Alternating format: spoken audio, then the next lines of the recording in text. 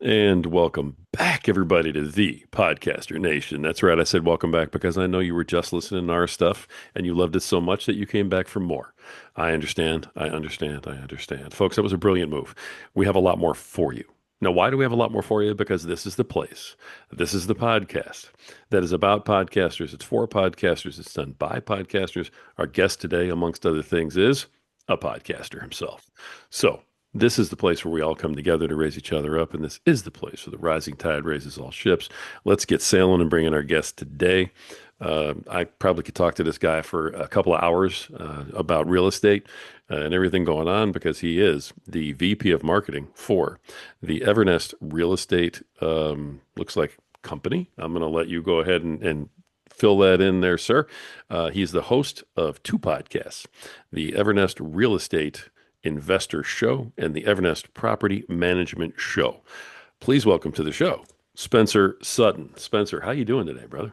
Rory, I'm doing great, man. Thanks for having me on the show. I Excited to be appreciate you. here. Appreciate you coming on. Yeah. I tell you what, we have a lot to get into, and I could talk real estate all day. So I'm really looking forward to this. But go ahead and just tell everybody who is Spencer Sutton. What are you about, and what got you to this point. Oh, wow. Yeah, that's a great question. I'm just to kind of give you an idea where I am. I'm located in Birmingham, Alabama, which is where our corporate offices for Evernest are. And I started my career in real estate probably, well, actually just over 20 years ago in 2004. Started buying and selling houses here in Birmingham and met a guy here, sold him a couple of houses. His name's Matthew Whitaker. We went on to become friendly competitors in Birmingham until 2008. And 2008 was the great financial crisis. Oh If yeah. anybody remembers how rough that was, it was brutal for anybody in real estate. I mean, it was Oh yeah. just so bad. So the crazy thing was like all of the people we were selling houses to, all the investors, they all went away. And Matthew Whitaker and his partners had about 30 rental houses. I had about 30 rental houses with some partners as well. Matthew started Evernest in 2008. I started a nonprofit and started traveling around the world. And this nonprofit's called Never Thirst, and we were providing access to clean water in developing countries. So I was gone a lot and I just needed somebody to manage my property. So nobody I trusted more than Matthew, and so he took over my rental properties in the fall of 2008, and so I just obviously stayed in touch with Matthew.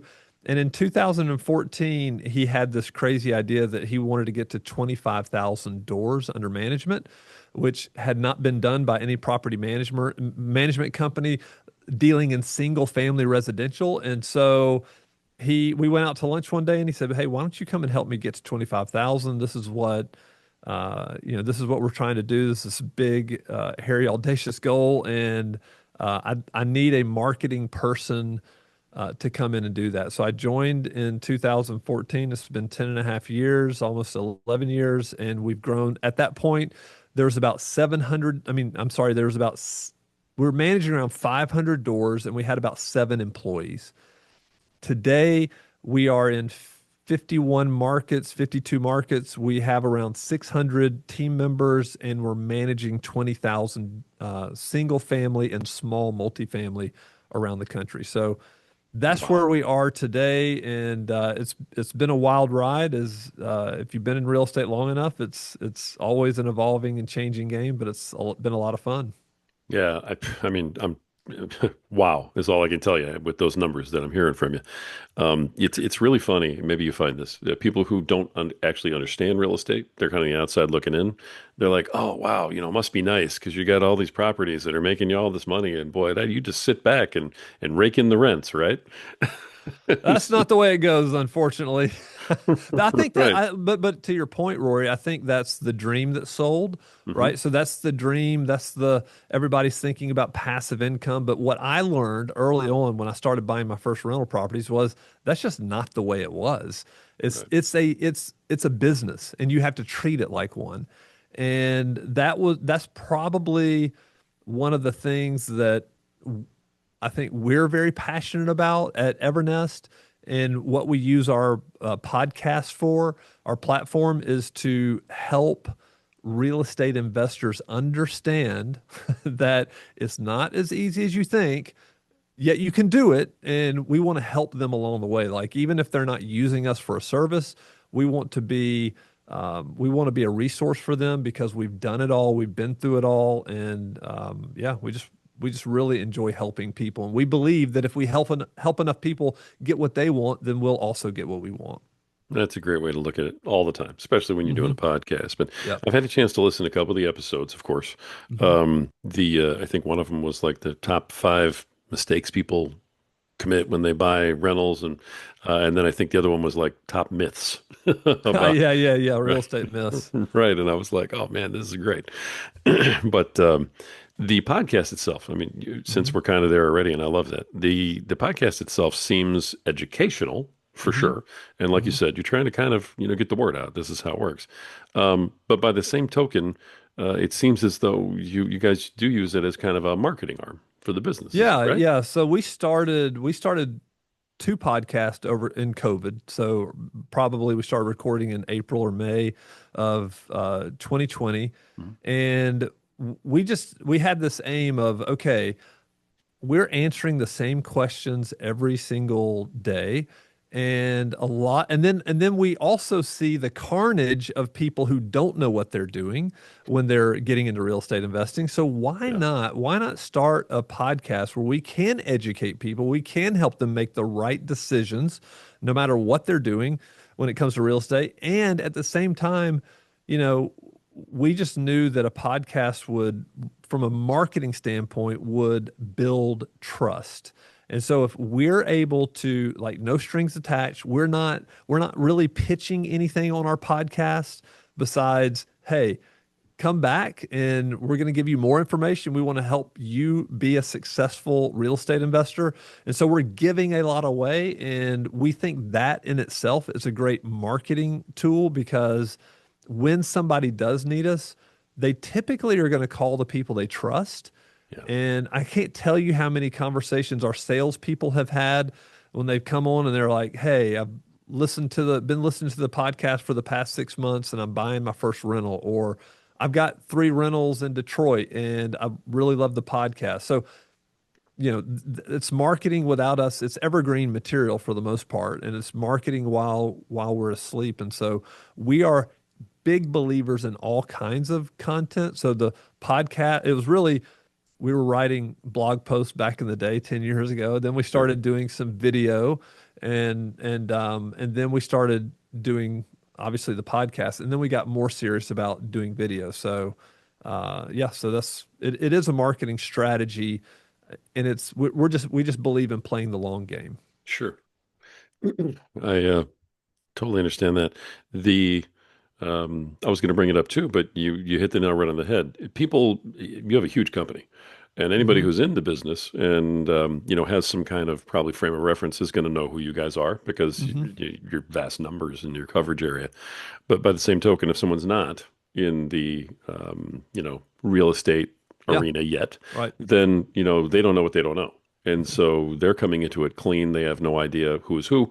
So with having the podcast, has that given you a certain amount of credibility, like right Mhm. off the bat? Because we have one, and not every other real estate place does.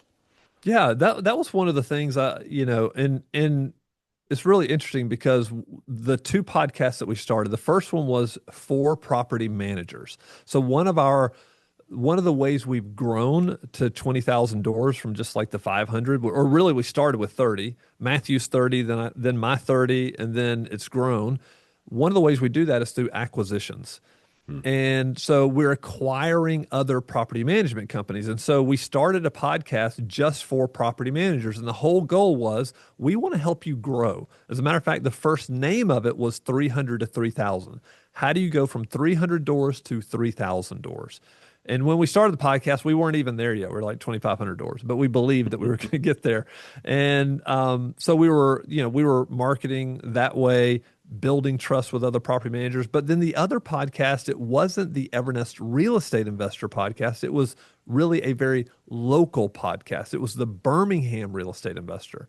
because we Ah, knew Birmingham real estate the best. And we thought, and we were only in like 4 or 5 markets at that time back in COVID. So we said, what if we just did a very hyper localized podcast? What would that do for our Birmingham business? And it was incredible. Like we were getting leads off of it. We were becoming very well known. There's a lot of out of state investors who look at Birmingham and say, we'd like to buy houses in Birmingham, real estate in Birmingham. So there's a lot of out of state investors from really from around the world. And and so they were going and researching and they were finding our videos and our podcast. So it absolutely was a fantastic way to market. And then I started even helping other property managers, or I would not help them, but I would tell them, you should start a local property management podcast. Like, there's no reason why you shouldn't do it. We're getting all kinds of leads from this. So I was encouraging everybody to do it.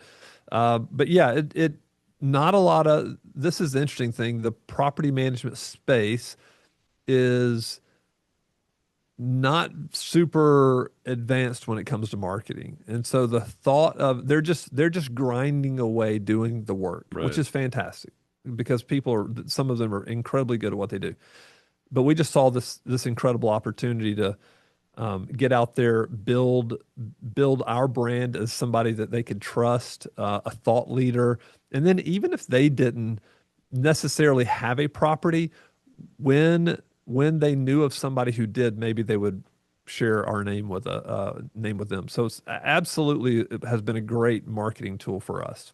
That's fantastic. Now, I'm curious about the company, if you don't mind me asking. Hmm. You guys, are you in brokerage at all, or are you strictly property management and owning the units? Yeah, great question. So almost everything that we do of the 20,000 units, it's all third party. So we're managing for other people. So just imagine we have around 9,000 landlords that we're servicing. Wow. Yeah, so Yeah. some of them are what we would call accidental landlords. So these are landlords that maybe their job moved them from Denver to Atlanta and they didn't want to sell their Denver property because they have an interest rate of like 2.5% or 3%. And they're like, I'm not selling, I'm not going to give that up. And they just want to rent it for a while. And so they would call us and we'll manage that. We manage maybe 1,500 or 2,000 doors up and down the Front Range of Colorado. And then we have the investor. So that's kind of the accidental landlord. Then you have the investor, and this person is seeking to build a portfolio. Most of them are relatively small. You know, they've got 2 to 10 doors, sometimes 15 or 20. And Mm, then the third kind of person that we help a lot are institutions. So we do help with institutions with property management. In 2021, we started a brokerage arm of our business because we had so many people that wanted us to buy properties for them. So we started hiring agents, investor-friendly agents, teaching them about real estate investing, and then they speak a very different language than, your typical retail um, agent down the street. These investors know what people are looking for. They know what's important to them, return on investment, rental rates, all that type of stuff. And so we built a brokerage which is thriving today, and then we also have the property management arm. nice. Are you dealing in single family homes? Are you dealing in multifamily, big apartments? I mean, is there something you specialize in? Yeah, we started out a single family because that's what we knew. Did all single family, and then we moved into probably in 2022, I think, we moved into small multifamily. And Okay. what we consider small multifamily is anything without on-site management. So that could be Okay. something up to 50 to 100 units and below is going to be something that doesn't necessarily need on-site management. So we treat it more like a scatter site, single family. We don't have to have somebody on staff there in the building. And so those are but a vast majority of our portfolio is single family. Interesting. I appreciate it. I just was curious Yeah. about the business, and I Yeah. figured, hey, we're on here. Tell everybody about the business, Sure. Sure. while you're Yeah. Yeah. doing Yeah. it. As far as the podcasts go, the property management one clearly Hmm. is for property managers. I mean, that's Hmm. kind of like, hey, let's pay attention to verbiage. Gotcha. The other one, are you aiming at small, independent investors? Is that kind of like who the podcast is aimed towards, target market wise? It is.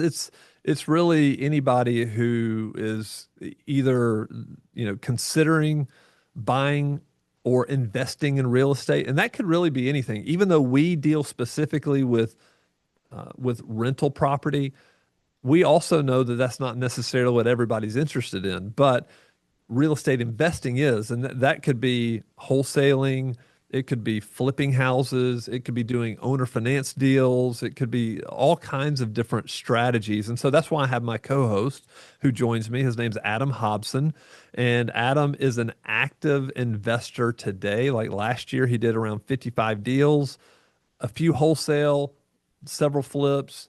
He bought some houses and then sold them and is holding the note. So he's doing owner finance type deals. Yeah. He's doing a little bit of everything. That's who the podcast appeals to. It's just really anybody interested in real estate.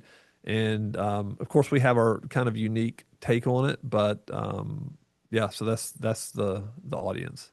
Nice. And that's the Evernest Real Estate Investor Show that you're talking Correct. about. That's right. That's correct. And then the Property Management Show is the one where your co-host is Matthew Whitaker. That's our CEO, Matthew. Right. He and I again have been doing this podcast for the past 5 years, and it's aimed at people just like us. These are the operators of property management companies who are in the trenches every single day. They're trying to grow their company. You might not know this, but a vast majority of property management companies are around 200 to probably 300 or 400 doors. That's all they manage. And so, and that's actually a really good business.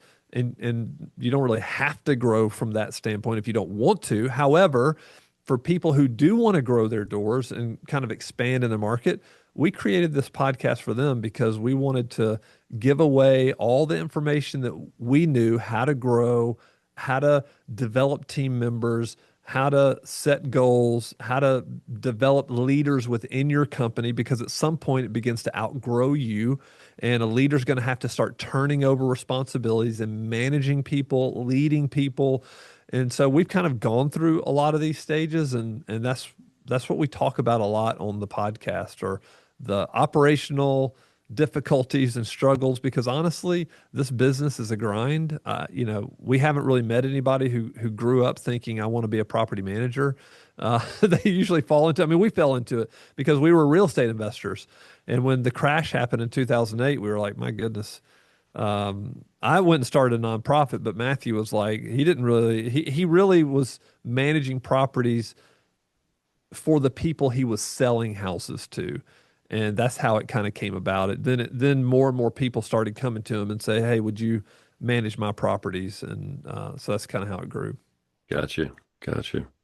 The I love this because it's a great example of how a business's podcast, functions for it.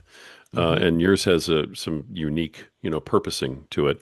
So let me ask you, do you promote the podcast itself, or is it just that the podcast job is to help promote the business? I think we use the podcast to help promote the business, but never in a salesy way. So we have a weekly newsletter that goes out to about 26,000 landlords and property management owners, company owners, and we use our YouTube videos, our podcast recordings to like help give information. So if you're subscribed, you get really good up-to-date real estate information, like what's going on in the market, what's really important from a macro level about what's happening in real estate today. Yeah. And then we're also going to give you hey, here's some homegrown Evernest. Here's a homegrown Evernest take on this subject. 5 myths that people believe about real estate investing, or whatever it is, whatever the title is. And so we'll share that during the podcast. But we mostly use it to promote the business. We aren't ever really out there promoting the podcast. We're not, but maybe we should.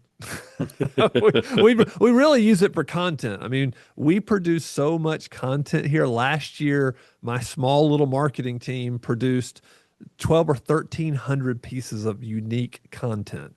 And Nice. so the podcast is a part of that, and can be used in many different ways. For sure. Yeah, absolutely.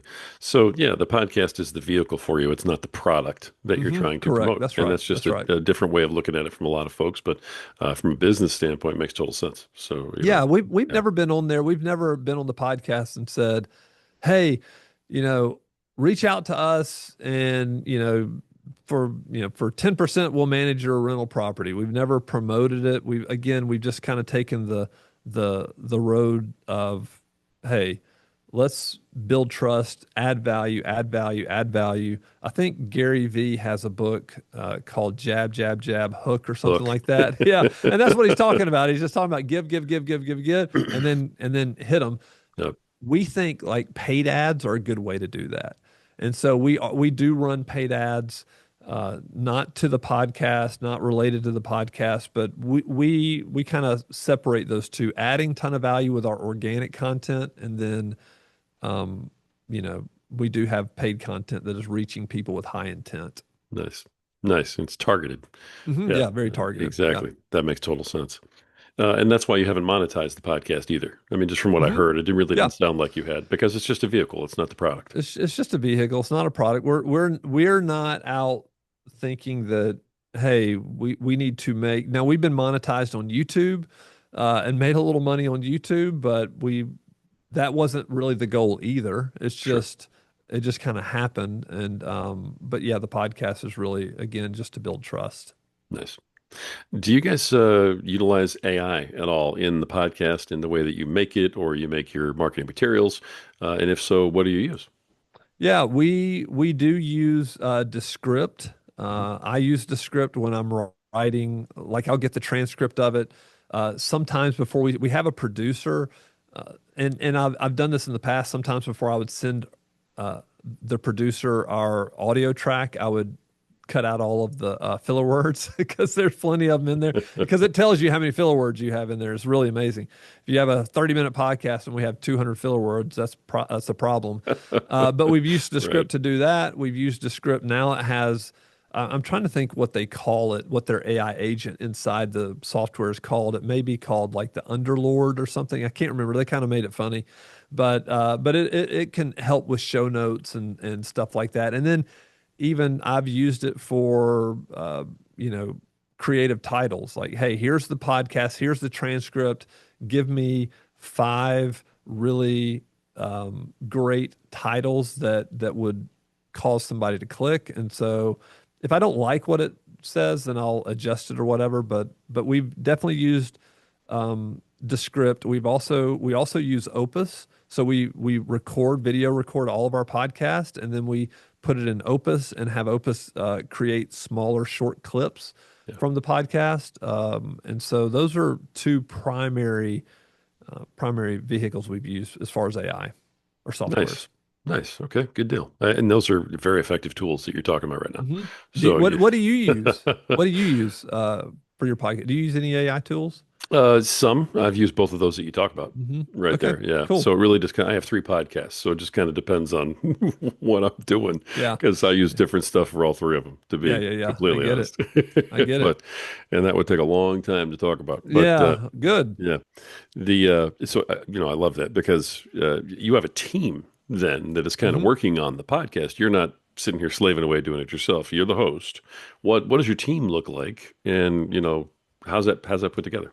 So up until probably last year, I was the team. I was the Oh, person. you So were. yeah, All for the right. first, I would say for the first 4 years, I've done the podcast. Whether it's I've recorded the podcast. We used not to do video with it, but we would just record the podcast on Zoom, and then I would edit it. And we've always had a producer, so I send it to her. They kind of scrub it and come back and have it polished and finished. But so I do have that producer, but now here at Evernest, what we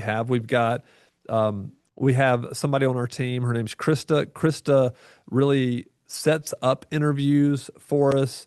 She helps with like the intake form when somebody fills out an intake form and says, "Hey, I'm going to be on your podcast." She'll make sure all of that is straight. She also cuts up the shorts in Opus, and she writes the show notes and helps out with the producer like helps get that live and out every single week. On the video side of it, because we record everything, we have Jacob on our team, and he runs all of our YouTube. He's kind of a YouTube strategist, and so because we post all of our podcasts on YouTube, he takes the finished video and audio and has it edited, uh, comes up with the thumbnails, creates a really good title, and then shoots that out every single week. So essentially, two people and plus myself, we're Hmm. helping with the podcast. Nice. But you were carrying the whole boat yourself. Yeah. I I mean, did it. I wow. mean, we've been pretty scrappy. I mean, I was the only person in marketing up until 2021, probably. I was the only person in marketing for Evernest. I was doing everything myself, which was fine. I was also running sales. And then around 2021, we got to a point where I couldn't do both of those. So we hired a director of sales.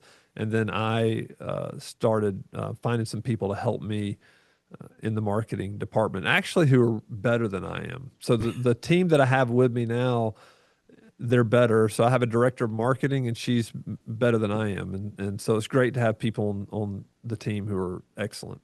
That's nice. That's nice. Well, kudos to you for carrying it, carrying the ball that far. You know what I mean? It That's was really fun. It's a cool. great learning experience, and the Yeah. great thing about doing that is then you kind of you know what goes into it, Yeah. and then if you do want to build a team or hire a team, you kind of know what you need, and if people are doing a good job or they're not doing a good job, so it helps. And to me, that's kind of the way I've done marketing. I've done it all, and then that way, when I hire for it, I know exactly what I'm looking for.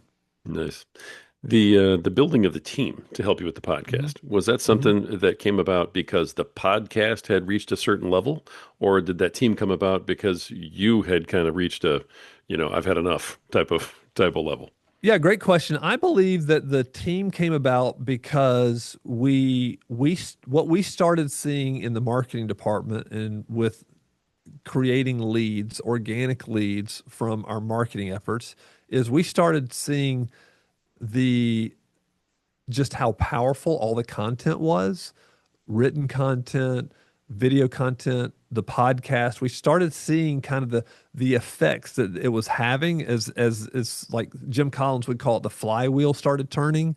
And content, podcast, whatever you're doing is not something that you want to try out for 3 months or 4 months. You have to actually like do it long term. Probably your first 100 episodes aren't going to be any good, and or maybe not that many, but as we started seeing, wow, this is really starting to have an effect. How can we build a team that we can double and triple and quadruple the output?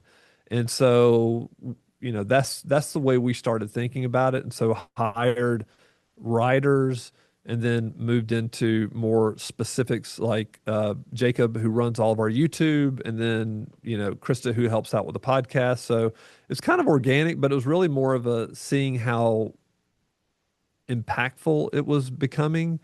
And it's also about knowing yourself. So I know I'm not good at a lot of minutia and detail. And producing a podcast, you have to stay on top of stuff, Yeah. and you have to, like, there are tasks that you just have to do over and over and over and again. I'm not really good at that. I'm much better or much more enjoy being behind a microphone or thinking creatively about different ideas that we could try. That's where like I like to spend my time, and other people love getting in the details and kind of digging through all that. But that's not Beautiful. me. Yeah, no, I understand. And I noticed that as you've kind of shopped out different parts of it, the hosting you've kept it Hmm. for yourself, which is awesome. So you've got two podcasts. About how many episodes have you put out on each or combined, however you want to answer the question? Oh goodness. We took a break for the investor podcast for quite some time, and for probably about a year and a half when we got really busy. That's the thing when your podcast isn't your business, you Right. it's hard. It's like okay, we got so busy with a lot of acquisitions. I would say maybe we have 100 and around 150 episodes of each, probably. Okay. maybe more, maybe a little bit more than that. Probably more than that. The investor one we were doing first, it was the Birmingham real estate investor. Then we Right. had the Atlanta real estate investor, and then we realized we can't go into every market and do one for every single market. So let's Right. make it a universal, the Evernest real estate. So probably all of those combined, we probably have 300 episodes of that one, and then scattered in three podcasts, and then we also the property management one we were recording once every 2 weeks, and then we started going every week. So we probably about have about 150 or 200 of those episodes. Perfect. All right, gotcha. So you've done that many episodes as Hmm. the host. Hmm. I usually ask everybody a corny question, so I'm going to head and throw it to you too. Um, you clearly like doing it, hosting the podcast. I'm just guessing. What is it about doing the podcast, either one of them, all of them, however you want to answer the question, that you love the most? And what is it about doing those podcasts that either today or in the past you absolutely hate the most? Great question. I love doing the podcast. Like what I love most about the podcast is probably helping people. Like if I can take some experience and say, hey, here's how I screwed up, or here's how I've seen people screwed up, and I don't want you to make the same mistakes, or this is how you can do it the right way. I love doing that because, again, it's just, if we do that enough, we'll get eventually get what we want. And I enjoy that. So whether it's a property management company that I'm helping with marketing or whatever, or whether it's an investor that I'm helping think through decisions, I like that part of it. The part that I don't like about the podcast, I think probably because I'm doing two of them, is probably just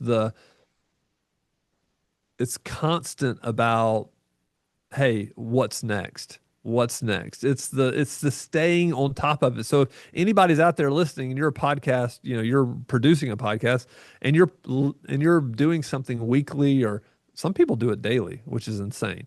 It's just hey, I'm trying to think 5 and 6 and 7 weeks out. Some people are very, very good at that. I'm not good at it. Part of the reason I'm not good at it is because I can wing it. And that's not a good thing to do when you're doing the podcast. You don't ever really want to wing it. You want to come in prepared. Because I can wing it, I put off the long-term planning part of it. And so that's part of the part that I don't like. All right, very honest answer. I appreciate you digging deep on that one, Spencer. Sure. Yeah. So, okay, you do bring guests on the podcast.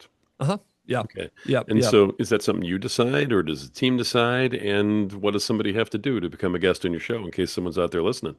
Yeah, so for the property management show, the one that's aimed at property management companies or owners, we usually will bring on another owner, or we'll bring on a vendor that people in our industry use, and we'll just talk to them about how they do things. I love getting owners on here and talking to them about how they built their business, what's different about their business, how they handle problems, all of that. That's always very, very fun.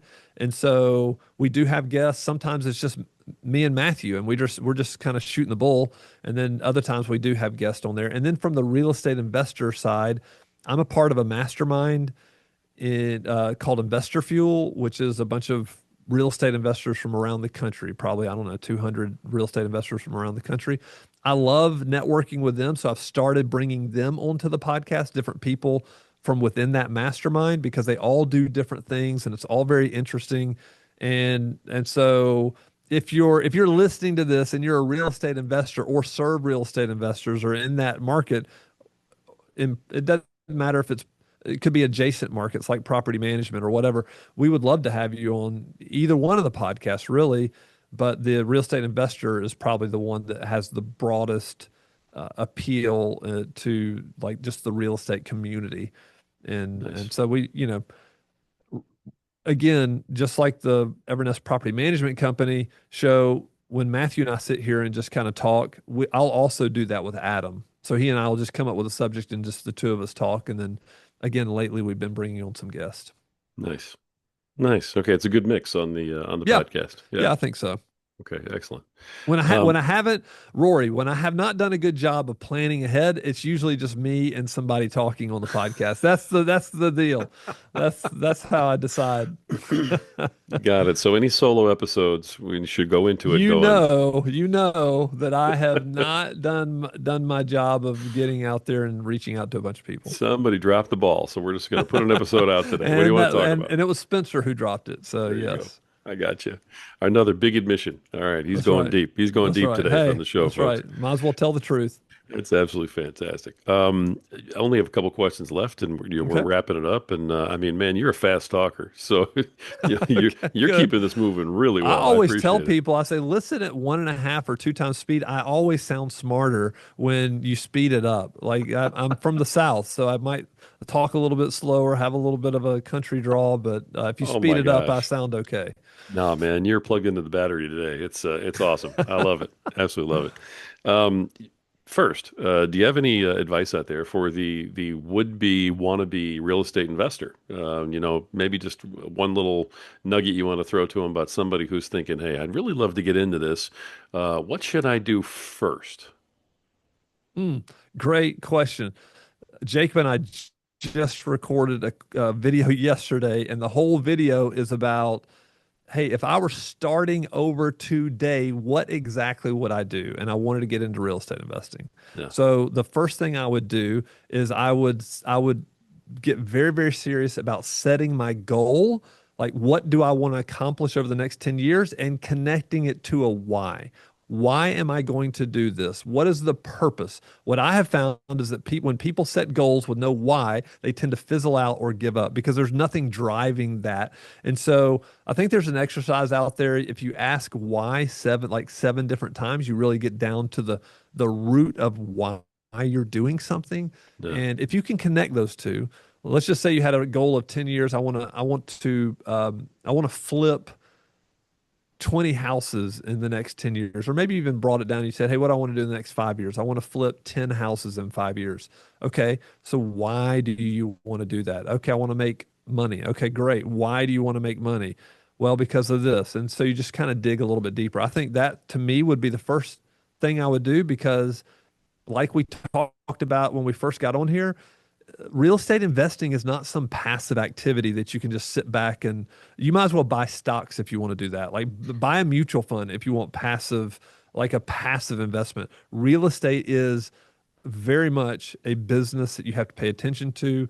And so go into it with eyes wide open. And if you can do that with a goal connected to a why, I think that's a great start. that's perfect. All right. I appreciate that. Great advice for those out Yeah. there who are thinking about this. So we got the advice for the would-be investor. So as we Hmm. kind of close together and wrap this up, and you've been absolutely awesome. Thank you for being on.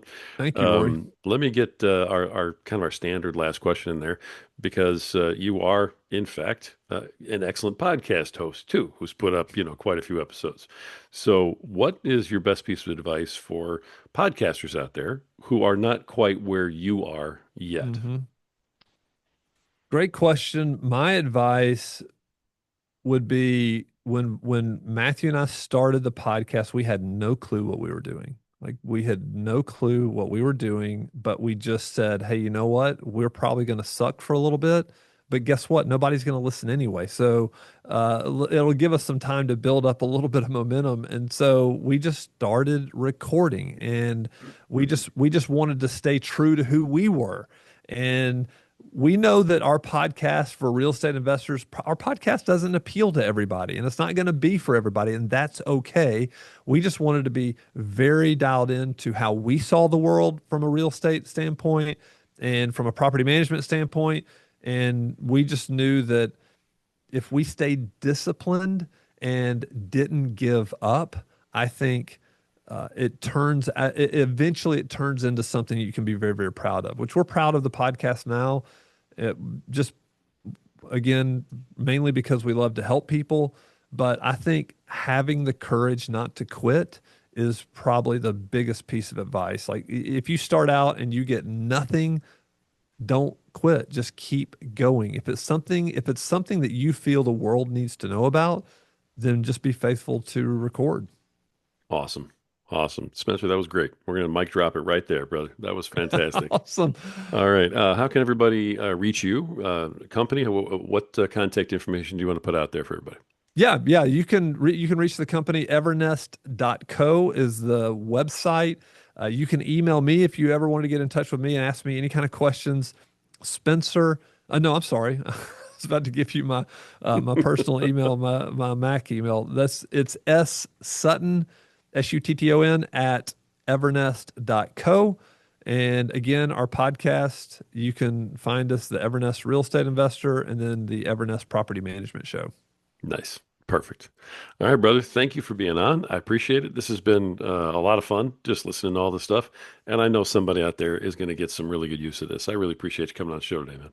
Thank you, Rory. Thanks for having me. Really appreciate it and enjoyed it. Thank you. All right. All right. Folks, we this is another fantastic episode of the Podcaster Nation. And the reason that we have such fantastic guests on here with these great messages and these awesome podcasts is because this is the place. This is the podcast that is about podcasters. It's for podcasters and it's done by podcasters. And we showed yet again today that it's truly is the place where the rising tide raises all ships. So keep sailing.